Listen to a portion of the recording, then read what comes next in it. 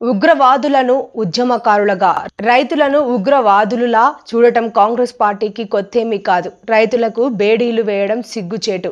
రేవంత్ రెడ్డి పాలనకి, కేసీఆర్ పాలనకి తేడా ఏమీ లేదు. మారింది పాలకులు మాత్రమే, పాలన కాదు.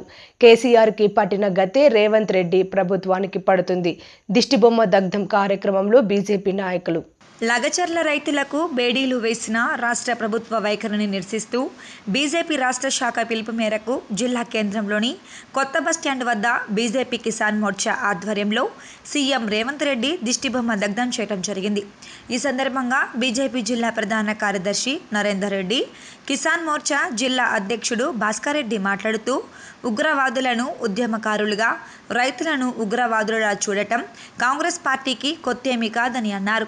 లగచర్ల ఘటనలో అక్రమంగా అరెస్టై జైల్లో ఉన్న గిరిజన రైతుకి గుండె నొప్పి రావడంతో తనను ఆసుపత్రికి తీసుకెళ్లేందుకు ఉగ్రవాదులకు వేసినట్టు బేడీలు వేసి తీసుకెళ్లడాన్ని బీజేపీ తీవ్రంగా ఖండిస్తుందని అన్నారు.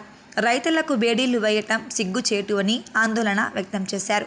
రేవంత్ రెడ్డి పాలనకి, కేసీఆర్ పాలనకి తేడా ఏమీ లేదని, మారింది పాలకులు మాత్రమే, పాలన కాదని ప్రజలకి అర్థమవుతుందని అన్నారు. గత ఎన్నికల్లో కేసీఆర్కి పట్టిన గతే రేవంత్ రెడ్డి ప్రభుత్వానికి పడుతుందని జోస్యం చెప్పారు. కల్లబొల్లి మాటలతో గద్దెనెక్కిన రేవంత్ రెడ్డి తీవ్ర రైతు వ్యతిరేక కార్యకలాపాలకు పాల్పడుతున్నారని, రైతుల ఆగ్రహానికి గురికాక తప్పదని అన్నారు.